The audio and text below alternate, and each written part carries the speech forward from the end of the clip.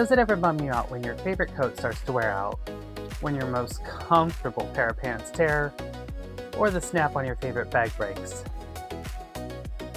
It does for me. And that's exactly what we're fixing today. It's Mend It Monday. Let's get started.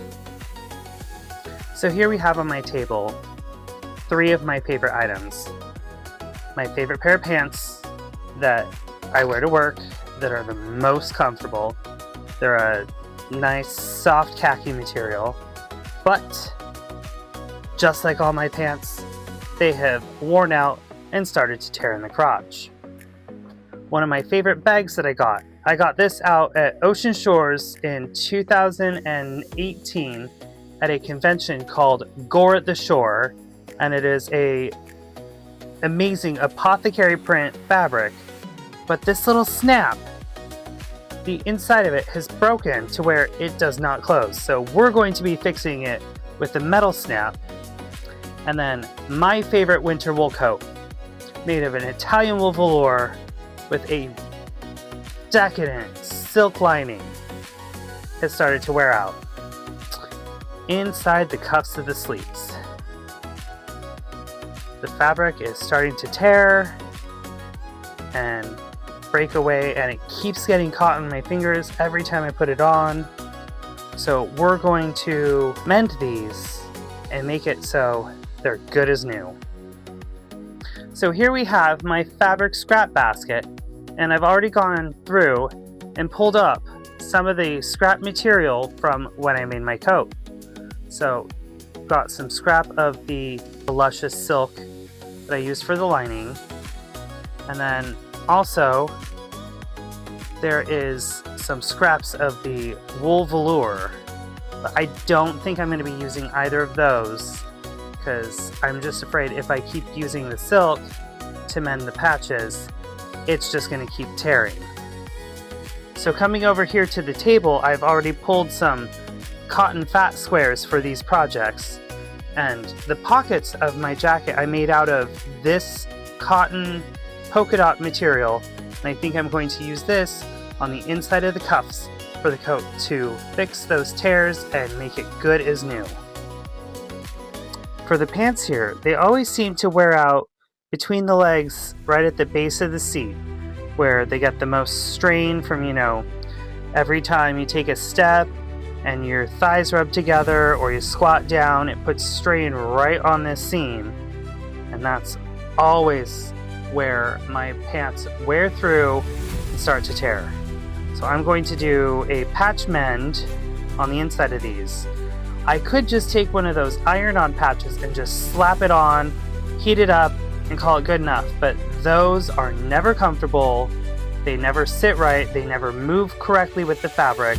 So what we're going to do is on the inside, we're going to take and hand stitch a patch into here to make a nice patch to help reinforce and strengthen the material, prevent it from tearing further, and to close up this already existing tear.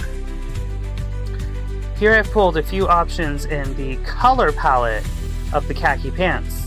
Typically I do have a bit of character where I really like to have something fun on the inside to patch these up. So I was thinking maybe these cute little birds, or over here I've got unicorns or leaves, but the hole and area, it's a bit too small of an area for the unicorn, so I don't think that'll work. I really like the leaves, but I think the black would be too obvious through the material, and so I'm left with these brown options. Looking at the color, this one, it's a really neat Victorian floral, but it is just too dark. And frankly, even though this is the closest match and it's plain, it's just boring. So honestly, it's between these two. I'm really leaning towards the floral because I like to have some fun, and I really do like nature and floral print, and it just adds interest. But also, I'm really down for a good plaid, so we're going to see on what we end up using to patch this in a little bit. First thing I'm going to start off is the easiest, which is the bag. So what we need to do with the bag right away is we're going to have to remove the existing plastic snap and replace it with one that'll last much longer. And I have this handy dandy snap kit right here. Okay, so to begin with, we have to now manage to pry this existing snap off without damaging the material in order to replace it with a sturdy metal snap, which we'll be applying from the snap kit that I ordered off Amazon. I believe at the time I purchased it, it was about $25, so not too expensive. What we're going to do first is I'm going to take my sewing awl and see if I can get under here enough to be able to pop this snap open.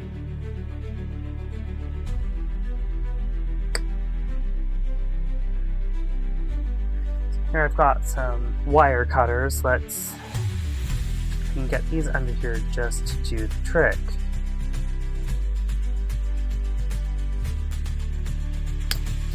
Ah, there we go.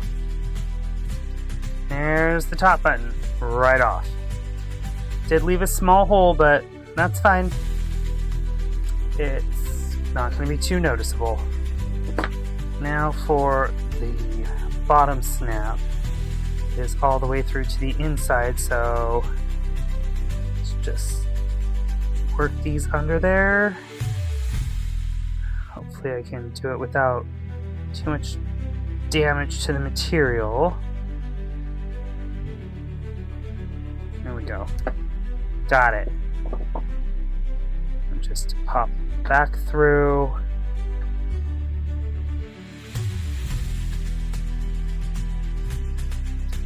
Voila. Snap undone. Okay, so I've marked with my heat erasable pen right where the snap originally was, so it'll make the next part of this process easier. So you load the top part that's going to be on this side into the holder, and then the spikes that go through go on that ring. Now we just have to get the bag through here, line this up correctly, and then pinch as hard as you can. And there we do. We have our first part of our snap put on.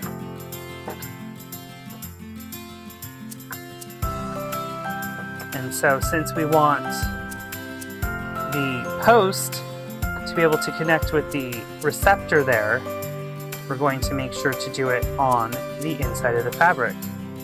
And we can already see right where it was, so all we have to do is just line it up, make sure we're where we want to be, and pinch it as hard as we can. And there we go. Hardest part was getting it off, and now we've got a brand new snap to close our bag.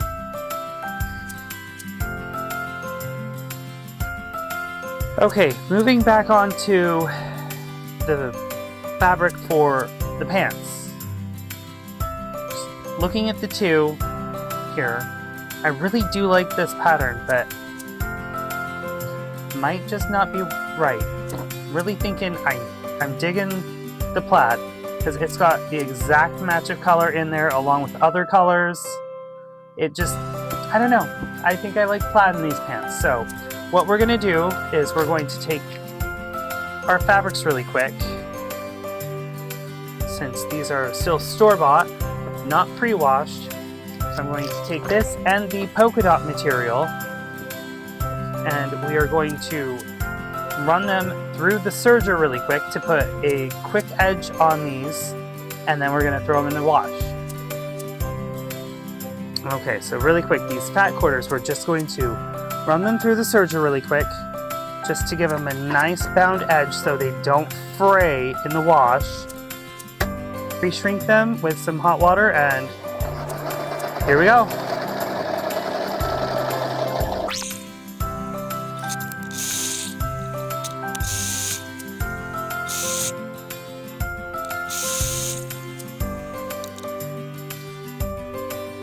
Okay, so now I'm gonna go throw these in the wash really quick, and we'll be back shortly. So here we have our washed fabric that we did on a hot water cycle to pre-shrink it, since we don't want any shrinkage in the future. Now we're going to do a quick pressing just to smooth it out. And since we're just going to be making a patch for the pants with this piece, we don't need to do the full. To our next piece, this we are going to need a bit more fabric than we will for mending our pair of pants. So we want to make sure that we are going to have an ample amount of fabric prepped.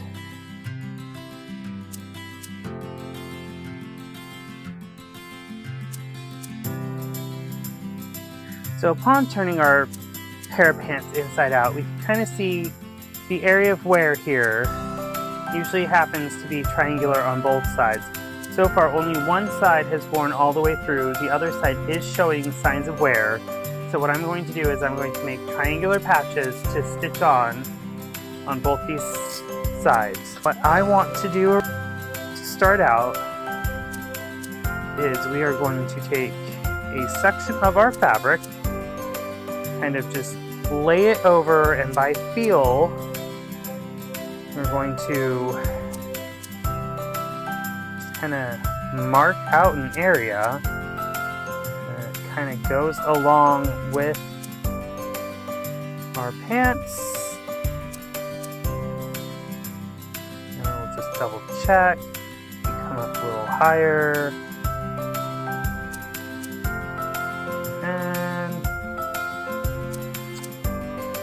That should be good for the other side, kind of the same thing.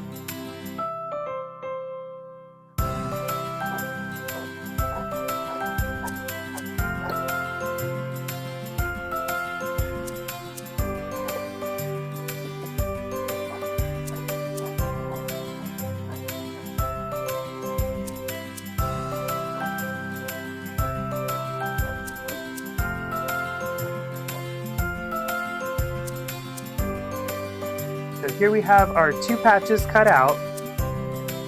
The scrap will go in our scrap bin. Alright, now we are going to pin our patch into place, making sure that the raw edges stay folded under. What I'm going to do is I'm going to use a silk thread to sew this with.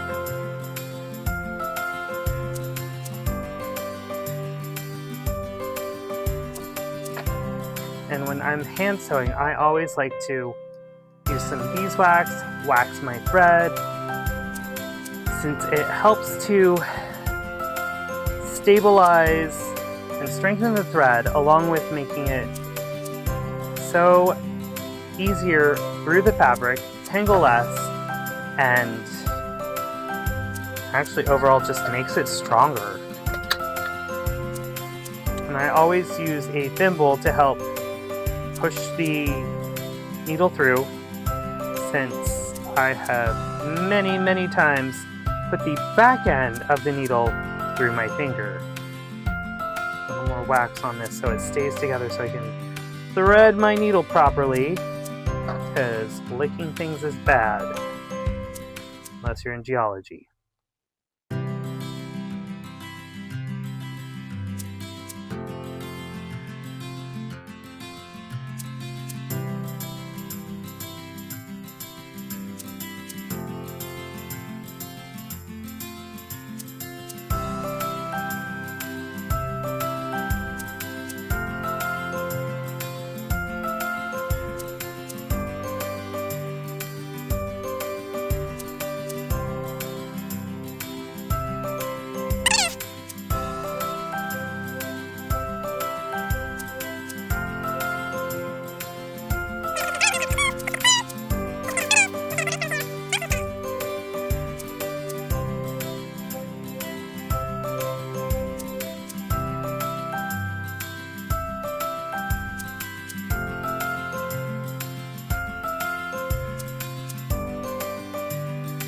So really quick before I do any cutting, what I need to do is take and measure out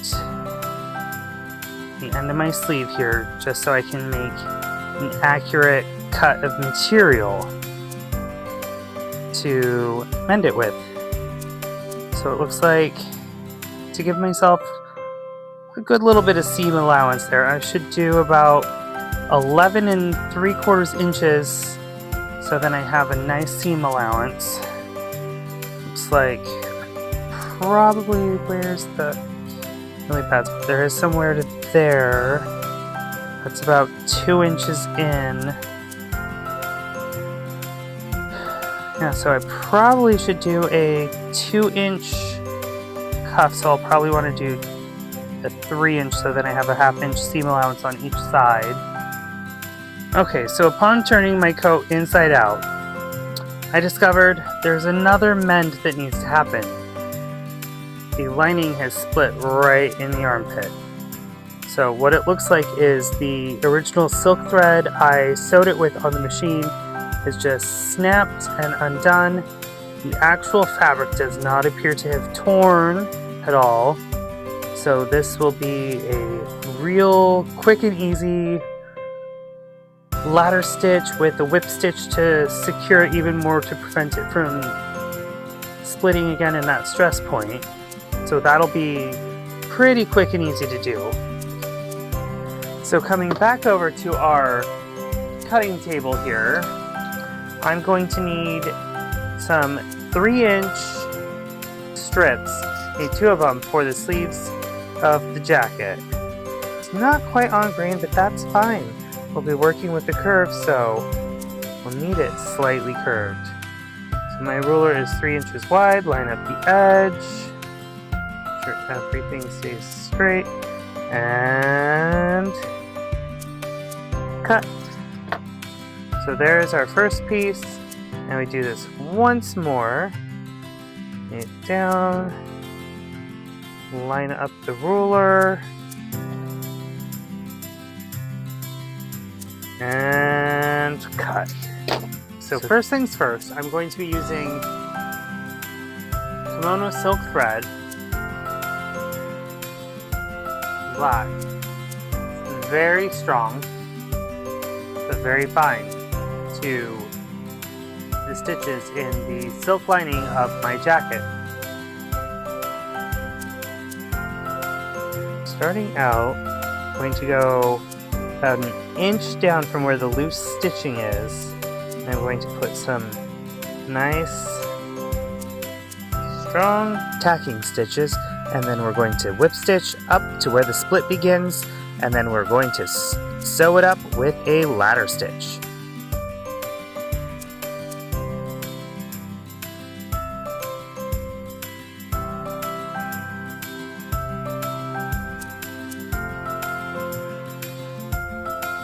So here you can see I'm making the ladder stitch, where each stitch you make is on the opposite side of the previous one, and the thread creates parallel lines that represent a ladder in the open seam. And when you're finished, you pull on the end of the thread to close the seam up nice and tight.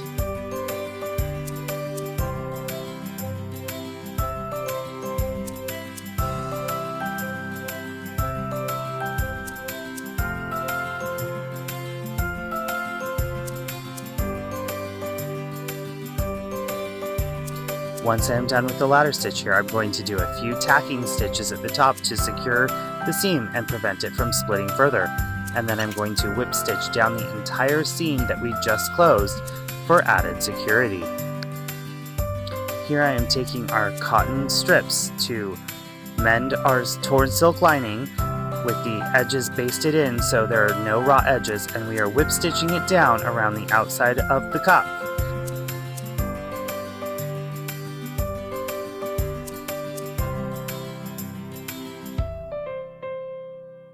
Once we are finished stitching on the outer edge, we are going to close the gap between the two ends of the cotton strip, and then we will start sewing the bottom of the inner cuff to the lining and wool below to secure it into place.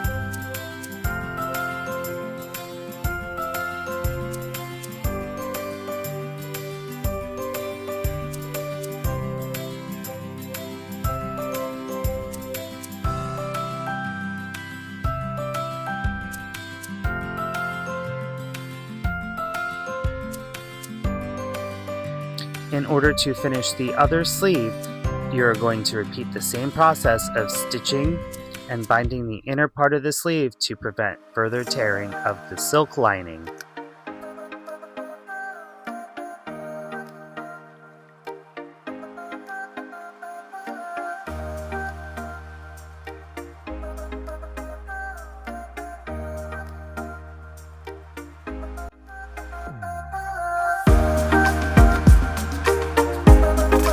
And there we have our 3 mending jobs, making our articles of clothing and bag good as new, so that they may last a much longer lifespan than initially thought.